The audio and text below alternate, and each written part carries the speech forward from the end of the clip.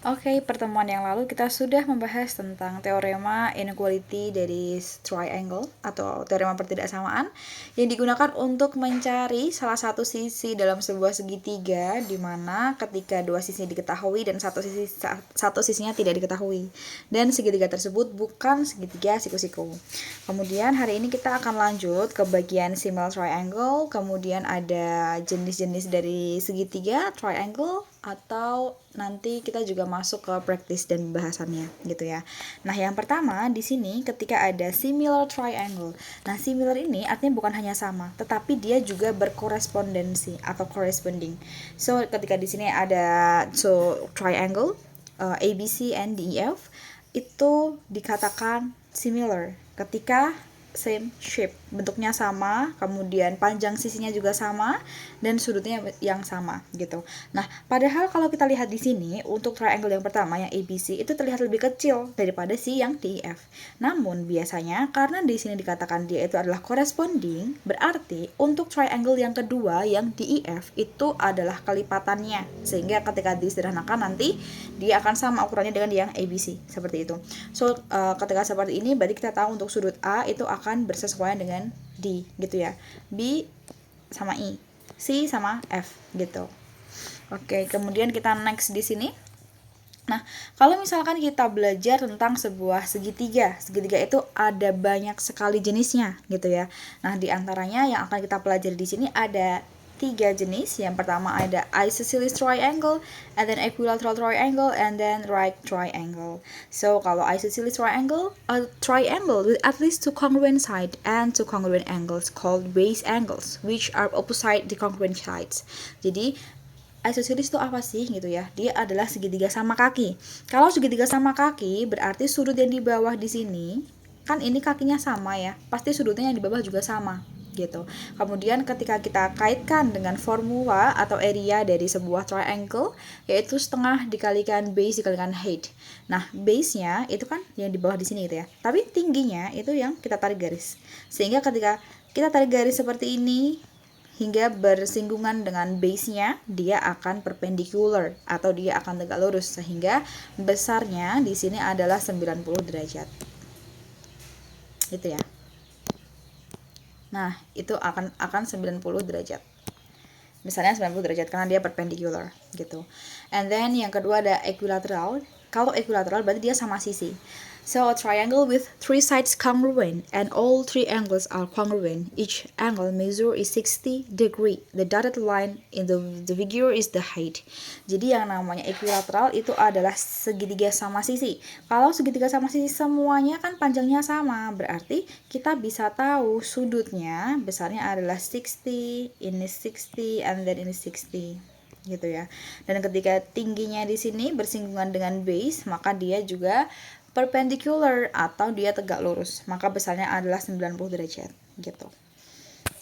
Okay, the last one is right triangle. A triangle with one right angle and two acute angles. The sum of the acute angle is 90 degree. Jadi yang namanya right triangle, dia adalah segitiga siku-siku. Di mana segitiga siku-siku itu ya istimewa ya. Besarnya di sini ada tanda siku-sikunya, besarnya adalah 90 derajat. Dan kalau segitiga siku-siku, dia punya yang namanya hypotenuse. Hypotenuse itu adalah sisi miringnya gitu ya, sehingga ketika untuk mencari sisi miring kita biasanya kaitkan dengan penggunaan teorema Pythagoras seperti itu. Nah, kemudian di bagian segitiga siku-siku ini atau right triangle ini ada banyak keistimewaannya gitu.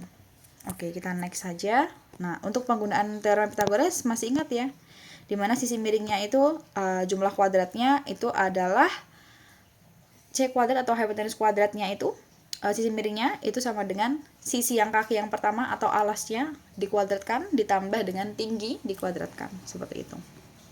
Dan juga ketika kita belajar tentang Pythagoras itu ada yang namanya triple Pythagoras.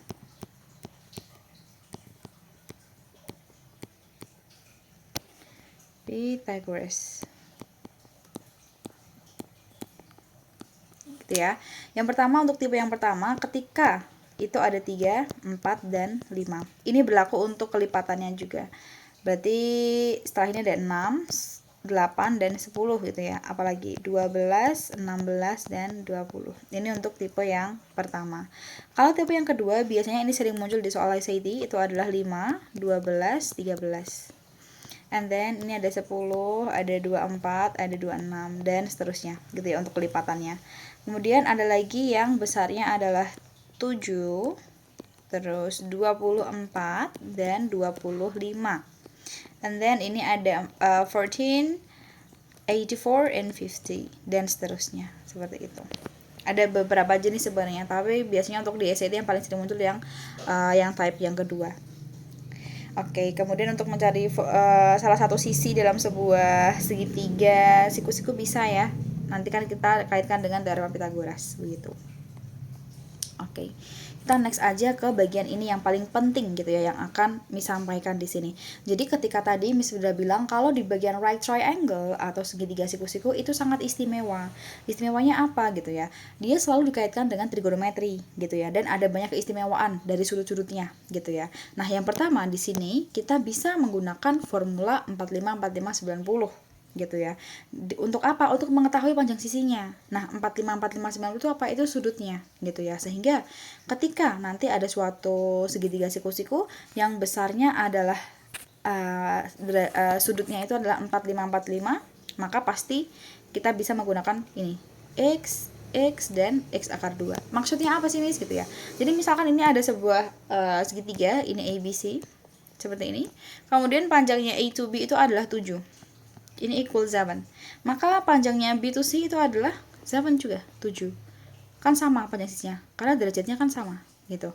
Berarti kalau A to C-nya berapa? Ya ini pasti 7 akar 2 gitu ya. Kita tinggal menambahkan akarnya.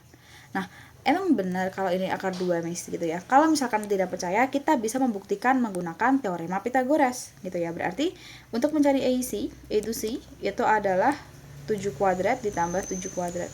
So, ini berapa? 49 ditambah 49 kan gitu. Berarti hasilnya adalah 100 berapa? 98 ya, sorry 98. Nah, 98 ini bisa berapa kali berapa sih yang bisa dikeluarkan akarnya kan gitu. Kan bisa seperti ini, 49 kali 2. Nah, berarti kan 49 bisa keluar 7 akar 2. Nah, sama. Kalau menggunakan Pythagoras juga boleh, tapi stepnya agak panjang. Jadi cepatnya pakai formula X dan X akar 2. Seperti itu. Itu yang pertama. And then yang kedua, ketika ada 30, 60, and 90, ini yang kedua. Ini juga sama, tapi ada perbedaannya gitu ya untuk panjang sisinya gitu ya, sama besar sudutnya. Kalau misalkan ini 30, 60 dan 90. Sudut 30 dan 60 itu kan besar yang 60 ya. Sehingga yang dihadap 60 itu panjangnya adalah X akar 3. Sedangkan yang dihadap 30 itu besarnya adalah X. Dan untuk sisi miringnya atau hypotenusnya itu adalah 2X gitu. Jadi misalkan di sini ada ABC juga. Ternyata B to C-nya adalah 4. Gitu ya. Berarti A to C-nya adalah 4 akar 3. Berarti A to B-nya adalah 2 kali 4. 8 gitu. Nah, apakah letak dari 30 derajat selalu di bawah? Itu jawabannya tidak gitu ya. Sehingga misalkan ketiga ada seperti ini. Misalkan ini M, ini N, ini O gitu ya. Ini besarnya adalah 30. Nah, kalau satu sudut yang diketahui seperti ini dan ini ada tanda siku-siku seperti ini pasti 60. Gitu ya. Kemudian panjangnya MO itu misalkan adalah 10. Nah, berapakah panjang dari NO dan MN gitu ya. Kita lihat dulu. Sudut yang dihadap 30 tadi panjangnya adalah X. Dan yang dihadap 60 panjangnya adalah X akar 3. Seperti itu. Ingat, untuk hypotenusnya, sisi miringnya kan yang dihadap dengan sudut siku-siku. Ini pasti sisi miringnya. Nah, 10 ini itu adalah, kalau sesuai formulanya adalah 2X. So, X-nya berarti adalah 5. Kalau X-nya 5, berarti NKO-nya sama dengan 5. MKN-nya adalah 5 akar 3. Seperti itu. Jadi letak 30 derajat itu tidak selalu di bawah, bisa juga di atas gitu ya. Tergantung nanti soalnya seperti apa. Oke, itu yang pertama. Kemudian ada untuk formula dasar atau basic dari trigonometri itu ya. Kalau misalkan di sekolah biasanya pakai ini ya. Sin itu adalah demi. Terus cos itu adalah sami gitu ya. Tan itu adalah desa. Tuh. Ini untuk membantu kita untuk mengetahui apa ya panjang sisinya. Tapi kalau misalkan lebih cepatnya sebenarnya pakai dua formula yang ini, dua sudut istimewa ini gitu. Oke, coba kita tentukan, ada contoh soal di sini. What is the value of x and y? Di mana di sini ada 45. Ini ada keywordsnya di sini, 45. Ini 90. Berarti di sini pasti 45. Kalau 45 panjangnya sama, ini tuh pasti sama. Berarti di sini 5 dan di sini 5 akar 2. Gitu ya. So nilai x-nya adalah 5 and y-nya adalah 5 sama square root of 2 akar 2 gitu. Oke, and then kita next ya. Ketika ada soal seperti ini, what is value of x and y? Nah, kita ingat ketika di sini 30 dan di sininya 90, pasti di sini 60. Ingat, tadi yang dihadap 60 itu panjangnya adalah x akar 3. Berarti kita misalkan x akar 3 itu adalah 6. Berarti cari x-nya adalah 6 dibagi akar 3. Ingat ketika kita belajar power and radicals, ini belum rasional. Sehingga kita harus mengkalikan dengan akar 3 per akar 3 supaya menghilangkan penyebutnya. Akar 3-nya hilang. Gitu. So, di sini x-nya adalah 6 per 3 dikalikan akar 3. Oh, x-nya adalah 2 akar 3. Seperti itu. Nah, y di sini itu kan dihadap 30 ya. Berarti kan panjangnya ini sama dengan x. Gitu. Berarti kita bisa tulis di sini untuk y itu adalah 2 akar 3. Dan x-nya di sini kan sebagai hipotenusnya karena dia dihadap sudut siku-siku. Berarti kan dia 2x. Berarti di sini untuk x-nya itu adalah 2 dikalikan 2 akar 3. So, untuk hasilnya adalah di sini 4 akar 3 gitu ya. Kalau kita lihat di sini ini 2 akar 3 dan di sininya 4 akar 3 gitu. Oke. Kemudian itu yang mau Miss tambahkan sebenarnya untuk materialsnya. Kemudian kita akan next ke bagian contoh soal dulu kemarin. Nah, kemarin ini belum dikerjakan ya nomor 5 ya. What is the area of the triangle below? Areanya berapa? Tapi yang diketahui hanya hipotenusnya 1 dan sudutnya 45 derajat. Nah, misalkan di sini misalkan di sini adalah ABC. Biar nanti gampang untuk tahu sisinya gitu ya. Misalkan B2C-nya adalah 4. Padahal yang ditanyakan adalah area. Area dari triangle itu apa sih? Area itu kan adalah setengah a half times base times height kan gitu. Tinggi dan base-nya berapa? Kita bisa menggunakan tadi ya bantuan 45 45 90. Karena kan keywordsnya di sini 45. Berarti di sini 45. Kalau 45 45 90 kan ini berarti x dan ini x akar 2. Nah, berarti B2C-nya itu adalah x akar 2 itu sama dengan 4. So, x-nya adalah 4 per akar 2. Ingat, harus kita kalikan dengan akar 2 per akar 2. So, di sini adalah 4 per 2 kali akar 2. Berarti untuk finalnya di sini 2 akar 2. Like this. Gitu ya. Kalau udah ketemu x-nya di sini berarti. X-nya adalah 2 akar 2, berarti ya A to B-nya adalah 2 akar 2. A to C-nya adalah 2 akar 2. Kan bisa menghitung untuk area-nya. Area itu adalah half base-nya 2 akar 2 and height-nya 2 akar 2. Tinggal dicoret. Sisanya adalah 2 di sini. 2 dikalikan. Akar 2 kali akar 2, akarnya hilang. Sisanya adalah 2. Maka untuk area-nya adalah 4 inch square. Gitu ya, yang A. Oke, and then kita masuk ke contoh soal berikutnya yang di nomor 12. Di sini coba. What is the perimeter of an equilateral triangle? A height of 6 feet. Jadi kita disuruh mencari perimeter atau keliling dalam sebuah segitiga equilateral atau segitiga sama sisi.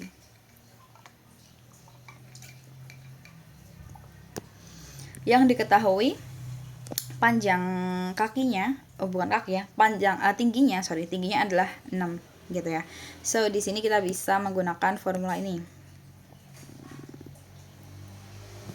Misalkan di sini A BC. Ini adalah 6. Nah, kalau equilateral semua panjang sisinya kan sama ya. Pasti ini adalah 60. Ini juga 60. Ini juga 60. Gitu. Tapi kita disuruh untuk menghitung perimeternya. Berarti ini ingat, kalau ada tingginya, kalau dia seperti ini kan dia kan perpendicular ya. Jadi misalkan ini ada titik di sini, ini adalah D gitu ya. Nah, Miss mau ambil segitiga. Kalau misalkan dibelah tingginya, itu kan ada dua segitiga yang terbentuk nanti. Jadi misalkan ini adalah D, ini B, ini C. Ini 90, ini 60. Nah, C-nya kan terbagi 2, berarti kan di sini kan 30 gitu, dan ini panjangnya adalah 6 gitu. Kan dia ditanyakan adalah B to C-nya ya, karena kan dia sisinya. Perimeter nanti sisi kelilingnya berapa. Nah, keywordsnya di mana? Ini ada sudut 60. Nah, sudut 60 yang dihadap di sini panjangnya adalah X akar 3. Berarti 60 itu sama dengan bukan 60 ya. X akar 3 itu sama dengan 6. X-nya itu sama dengan 6 dibagi akar 3. Kita kalikan dengan akar 3 per akar 3.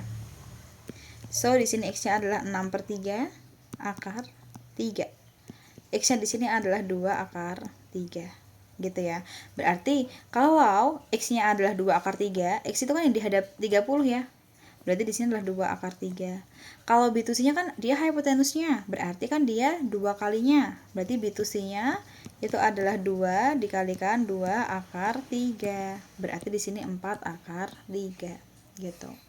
Ini 4 akar 3, berarti A to B-nya juga sama, 4 akar 3 dan 4 akar 3. So the final answer is E, 12 square root of 3, 12 akar 3. Gitu ya. Kemudian ini masih ada soal nomor 18, 17, itu boleh mengerjakan sebagai latihan. Karena untuk contoh soal, 2 contoh soal dan materialnya sudah Miss jelaskan. Begitu.